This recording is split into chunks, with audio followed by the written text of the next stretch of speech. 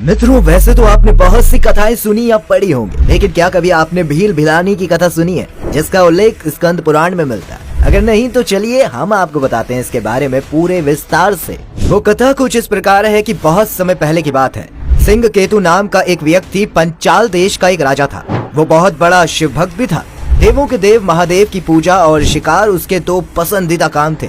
वो हर दिन शिकार खेलने के लिए घने जंगल में जाता था। एक दिन घने वन में नरेश सिंह केतु को एक ध्वस्त मंदिर दिखता है। राजा अपने शिकार की धुन में आगे बढ़ता चला जा रहा था, लेकिन उनके सेवक भील ने वहाँ ध्यान से देखा तो वहाँ पे एक बड़ा शिवालय था, यानी कि शिव मंदिर, जिसके भीतर लता पत्रों में एक शिवलिंग स्थापित था। उस भील का नाम चंड था। नरेश सिंह केतु के सानिध्य और उसके राज्य में रहने से वह भी धार्मिक भाव का हो गया था। चबूतरे पर स्थापित शिवलिंग, जो कि अपनी जलहरी से लगभग अलग ही हो गया था, भील उसे वहाँ से उखाड़ लाया। चंड भील ने राजा से कहा, महाराज, यह निर्जन में पड़ा था, आप आज्ञा दे तो इसे मैं अपने यहाँ रख लूँ, लेकिन कृपा करके इसकी पूजा विधि भी बता दें, ताकि मैं प्रतिदिन इसका पूजा कर पुण्य कमा सकूं। भील की बातें सुनकर राजा सिंह केतु ने कहा कि चंड भील, इसे हर दिन नहलाकर इसको फूल बेल पत्तियों से सजाना, अक्षत फल मीठा चढ़ाना, जय भोले बाबा कर पूजा करना और उसके बाद इसे धूप दीप दिखाना। राजा ने तो जो कुछ मजाक में कहा कि इस शिवलिंग में चित भस्म जरूर चढ़ाना और वो भस्म ताजी चितराग की हो, फिर भोग लगाकर बाजा बजाकर खूब नाच गाना किया करना। वहीं उसके बाद शिकार से पंचाल के राजा तो लौट गए, लेकिन भील जो उसी जंगल में रहता था, उसने अपने घर जाकर अपनी बुद्धि के अनुसार एक साफ सुथरी जगह पर शिवलिंग की स्थापना कर दी और रोज ही पूजा करने का नियम बनाए रखा।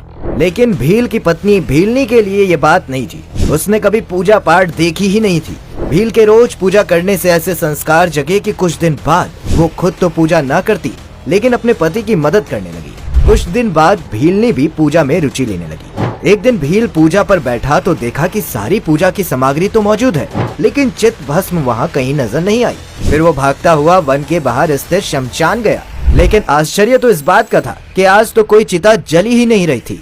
पिछली रात जली चिता का भी कोई निशान न था, जबकि उसे लगता था कि रात को मैं तो यहाँ से भस्म ले गया था। वहीं चंड भील भागता हुआ उल्टे पांव घर पहुँचता है। भस्म की डिबिया देखी, लेकिन चिता भस्म थोड़ी सी भी ना थी। चिंता और निराशा में उसने अपनी भीलनी को पुकारा, जिसने सारी तैयारियां की थी। भील ने फिर उससे भस्म के बारे में पूछा।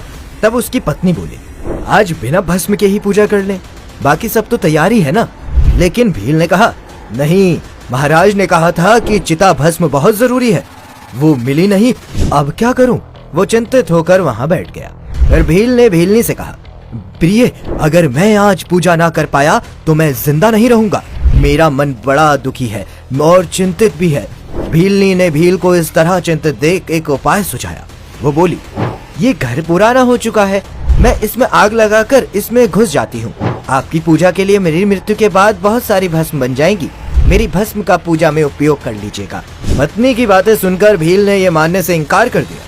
मैं अपने पति और देवों के देव महादेव के काम आने के इस खास अवसर को नहीं छोड़ूंगी। और भीलनी की हट पर आखिर भील मान ही गया। फिर भीलनी ने स्नान किया और अपने घर में आग लगा दी। घर की 3 बार परिक्रमा की, शंकर जी का ध्यान किया और भोलेनाथ का नाम लेकर जलते घर में घुस गई। कुछ समय में ही वो शिव भक्त में लीन जलकर भस्म हो गई। पत्नी के जल जाने के बाद भील ने वहाँ से भस्म उठाई। हर दिन की तरह भगवान भूतनाथ की पूजा की। शिव भक्त में घर के साथ साथ घरवाली को खो देने का दुख तो भील के मन में था ही, लेकिन कुछ पल के लिए उसके मन में ये बात निकल गई कि उसकी पत्नी अब जीवित नहीं है। जिसके बाद पूजा का प्रसाद देने के लिए उसने अपनी पत्नी भीलनी को आवाज लगाई। पल भर के अंदर ही उसकी पत्नी पास बने घर में आती दिखी। जब वो पास आई तो भील को अपनी पत्नी और अपने घर के चलने का ख्याल आया। उसने पूछा, ये कैसे हुआ? तुम यहाँ कैसे आई? ये घर कैसे वापस बन गया? भीलनी ने सारी बात बताई कि जब धधकती आग में वो घुसी तो उसे लगा कि वो जल में घुसती जा रही है और उसे गहरी नींद आ रही है। जब मेरी आंख खुली तो देखा कि मैं घर में ही हूँ और आप प्रसाद के लिए आवाज लगा रहे हैं। वो ये सब बातें बता ही रही थी कि अचानक आकाश से एक विमान वहाँ उतरा। उसमें शिवजी के 4 गण थे। दोनों दंपत्ति ने अपने हाथों से उठाकर उन्हें विमान में बैठा लिया। भोलेनाथ के गणों का हाथ लगते ही दोनों के शरीर दिव्य हो गए। फिर दोनों ने शिव महिमा का गुणगान किया और फिर वहां अत्यंत श्रद्धा युक्त भोलेनाथ की पूजा का फल भोगने शिवलोक चले गए। तो मित्रों, आपने जाना कि कैसे शिवजी ने अपने भक्त भील भिलानी की रक्षा की। यदि आपको पहले से किसी बात की जानकारी थी तो नीचे कमेंट करके हमें जरूर बताइएगा। हर हर महादेव।